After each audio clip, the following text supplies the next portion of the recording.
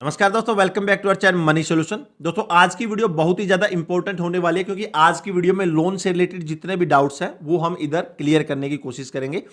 आप लोगों ने अमूमन देखा होगा, मैंने भी कई बार ये चीज नोटिस किया है कि मान के चलिए किसी को लोन की रिक्वायरमेंट रहती है तो वो उस लोन लेने की बजाय दूसरे टाइप का जो लोन है वो ले लेता है और उधर उसको बहुत ही ज्यादा लॉस होता है। मैं एक एग्जांपल से आपको समझाता हूं। मान के चलिए मुझे बाइक खरीदनी है तो उसके लिए मुझे लोन लेना चाहिए, कौन सा, व्हीकल लोन। लेकिन आप लोगों ने भी इधर देखा होगा कि भैया अगर किसी को बाइक खरीदनी है तो वही वो व्हीकल लोन लेने की बजाय भैया पर्सनल लोन ले लेता है और फिर उससे बाइक खरीदता है। और इधर आप लोग कमेंट करेंगे कि भैया उसने पर्सनल लोन लेकर बाइक खरीदी या फिर व्हीकल लोन लेकर अगर बाइक खरीदता तो बात तो बराबर थी। लेकिन ऐसा नहीं है। अगर आप इधर आप व्हीकल लोन देखेंगे तो इसके ऊपर आपको जो रेट ऑफ इंटरेस्ट है 7 या 8% देखने को मिल जाता है। लेकिन अगर आप इधर पर्सनल लोन में रेट ऑफ इंटरेस्ट देखेंगे तो वो इधर आपको 12-13 यहां तक कि 15% भी आपको रेट ऑफ इंटरेस्ट देखने को मिलेगा।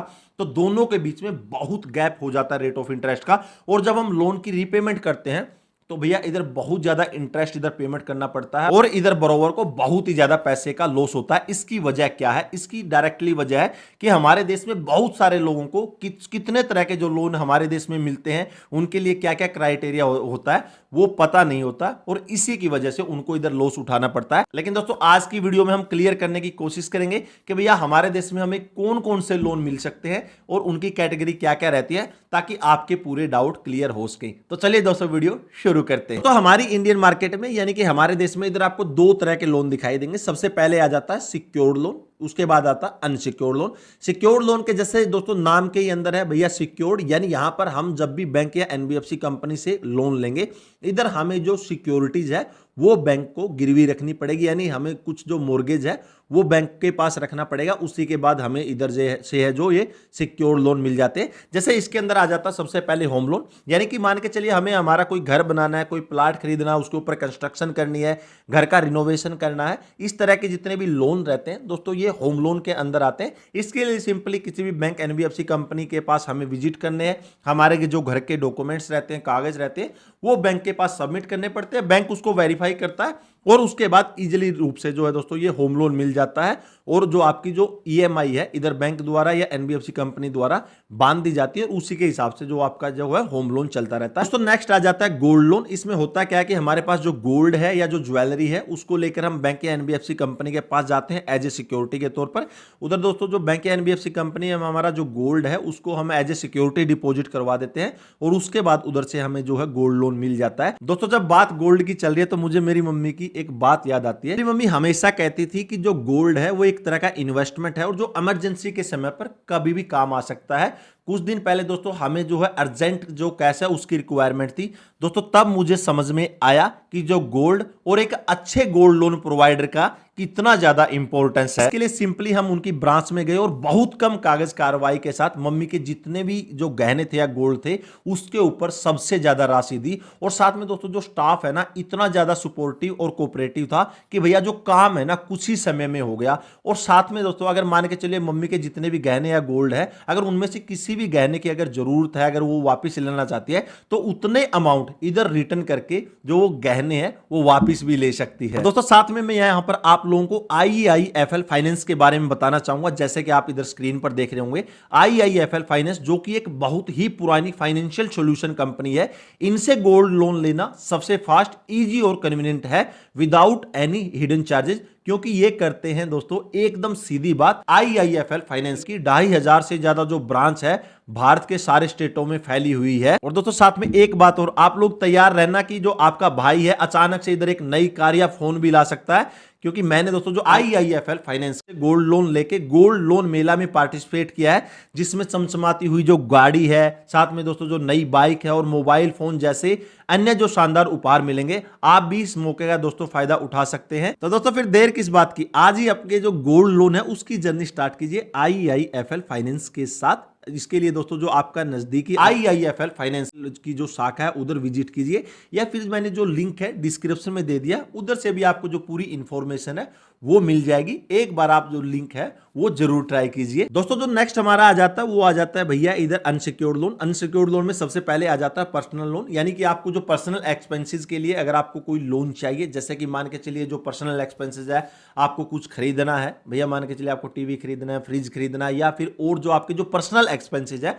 अगर वो आपको करने हैं तो उसके लिए जो पर्सनल लोन बेस्ट रहेगा। इसके लिए सिंपली आप किसी भी बैंक एनबीएफसी कंपनी में इधर विजिट कीजिए, उधर से आपको जो है पर्सनल लोन मिल जाएगा और उसकी जो ईएमआई आपकी सेट हो जाएगी। लेकिन इसका जो रेट ऑफ इंटरेस्ट है पर्सनल लोन का इधर थोड़ा सा ज्यादा रहता है क्योंकि ये अनसिक्योर्ड लोन है, और जैसे आपकी ईएमआई स्टार्ट हो जाती है तो उसके बाद भैया जैसे जैसे आपकी ईएमआई भरते जाएंगे तो आपका लोन है दिए हुए समय पर खत्म हो जाता है। दोस्तों नेक्स्ट आ जाता है एजुकेशन लोन। इधर भी कई लोग गलती करते हैं कि जो स्टूडेंट रहते हैं अपनी एजुकेशन के लिए इधर पर्सनल लोन ले लेते हैं, लेकिन नहीं। अगर आप एक स्टूडेंट है, आप जो स्टडी करना चाहते हैं और स्टडी के लिए अगर आपको पैसे की रिक्वायरमेंट है तो आपके लिए बेस्ट रहेगा एजुकेशन लोन। उसके लिए सिंपली आपको यही सेम प्रोसीजर है, किसी बैंक एनबीएफसी कंपनी में इधर विजिट कीजिए, आपका जो एजुकेशन है, आप कहाँ करना चाहते हैं, स्कूल के डॉक्यूमेंट्स है, आपकी जो डिग्री है, आपने क्या क्या किया, वो सब डॉक्यूमेंट आपको देने पड़ते हैं। और उसके बाद दोस्तों इधर जो एजुकेशन लोन मिल जाता है, ये भी अनसिक्योर्ड लोन है।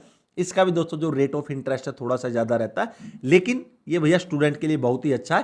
दोस्तों नेक्स्ट हमारा जो अनसिक्योर्ड लोन आ जाता है वो है क्रेडिट कार्ड। आप लोगों को पता है बहुत सारे लोग इधर क्रेडिट कार्ड यूज करते हैं, तो क्रेडिट कार्ड भी एक तरह का अनसिक्योर्ड लोन है। दोस्तों जो क्रेडिट कार्ड है आपको एक जो लिमिट प्रोवाइड की जाती है कि इतने लिमिट का जो अमाउंट आप स्पेंड कर सकते हैं, उसके बाद आपका भैया बिल बनता है। उस बिल में आपको जो है 20 डेज का, इधर टोटल अगर मैं मानूं तो 50 डेज का टाइम मिलता है।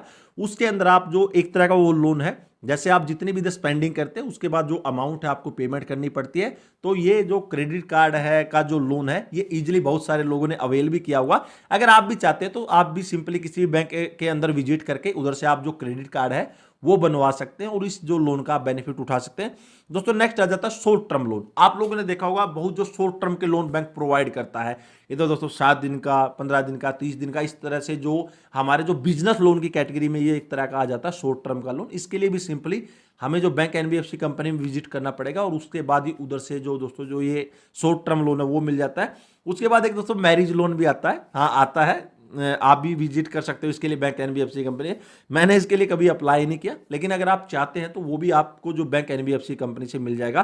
तो दोस्तों इधर आप लोग देख रहे होंगे जो दोनों टाइप्स के जो लोन है इधर मैंने क्लियर कर दिए, सिक्योर्ड लोन, अनसिक्योर्ड लोन। इसमें से जब भी आप किसी भी लोन की रिक्वायरमेंट रहती है तो उसी टाइप का आपको लोन लेना है। अब आप फ्यूचर में ऐसा मत कीजिएगा कि भैया अगर आपको बाइक खरीदनी है तो पर्सनल लोन मत ले लेना, उसके लिए आपको व्हीकल लोन नहीं ले लेना, ताकि आपका जो रेट ऑफ इंटरेस्ट है उसमें बहुत ही ज्यादा जो बीच का डिफरेंस है वो आपका ना हो पाए। तो इस तरह से आप लोग देख रहे होंगे कि इतने जो लोन है हमारे देश में मिलते हैं, दो तरह के, सिक्योर्ड और अनसिक्योर्ड। उसके अंदर भी जो कैटेगरी रहती है मैंने इधर डिस्क्राइब कर दिया। दोस्तों लास्ट में फिर मैं आप लोगों को बताना चाहूंगा, दोस्तों अगर आप लोगों को गोल्ड लोन चाहिए, अगर आप लोग गोल्ड लोन की रिक्वायरमेंट है और साथ में गोल्ड लोन के साथ दोस्तों अगर आप जो उपहार है, नई गाड़ी, नई बाइक, मोबाइल फोन और कुछ दोस्तों जो प्राइज अगर आप लोग जीतना चाहते हैं तो IIFL दोस्तों जो गोल्ड लोन दोस्तों जो मेला है उसमें जरूर पार्टिसिपेट कीजिएगा, जिसका लिंक मैंने डिस्क्रिप्शन में दे दिया। उधर जाकर आप विजिट कीजिए और अपने जो गोल्ड लोन की जर्नी है IIFL फाइनेंस के साथ स्टार्ट कीजिए। दोस्तों फाइनली आपको ये वीडियो कैसी लगी, अच्छी लगी तो लाइक कीजिए, कोई कमेंट है तो कमेंट सेक्शन में कमेंट कीजिएगा। फिर मिलेंगे इसी तरह वीडियो के साथ, तब तक के लिए जय हिंद, वंदे मातरम।